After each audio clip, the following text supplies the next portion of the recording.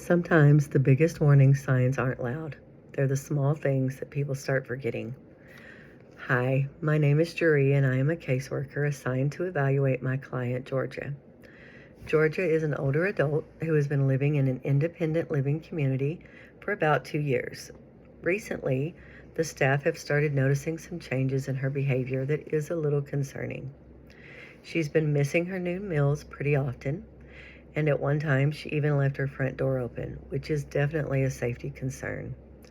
Her family also mentioned that during a recent visit, she called her grandson by the wrong name, which is not something she normally does. Physically, Georgia's doing pretty well. She takes medication for blood pressure and arthritis, but nothing that would explain these kinds of mental changes. So the main concern here is her memory and her thinking.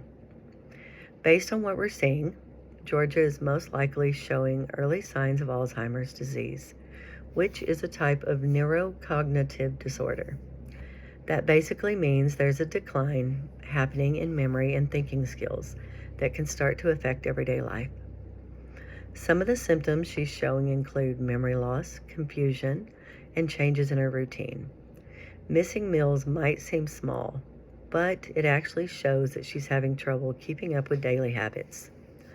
Calling her grandson by the wrong name points to memory issues, and leaving her door open shows that she has awareness and that her awareness and safety may be starting to decline as well. Right now, I would say she's in the early to moderate stages, but this is something that can get worse over time if not addressed.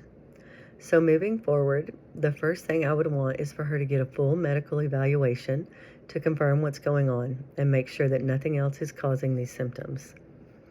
If it is Alzheimer's, there are medications that can help slow things down, even though they don't cure it. It would also really help for her to have a consistent daily routine, because structure can reduce confusion and make things easier for her to manage. Since there are already some safety concerns, I would also suggest a little more supervision, whether that's the staff checking in more often or possibly looking in to a higher level of care later on if needed. Her family being involved is also very important. Regular visits and staying connected can make a big difference for her emotionally. Even small things like using calendars, reminders, or labeling items around her home can help her stay more independent for as long as possible. At the end of the day, this isn't just about memory loss. It's about a person slowly losing pieces of their everyday life. And that can be really hard, not just for Georgia, but for her family too. The goal here is to support her in a way that keeps her safe, helps her feel comfortable, and allows her to hold on to as much of her independence and dignity as possible for as long as she can.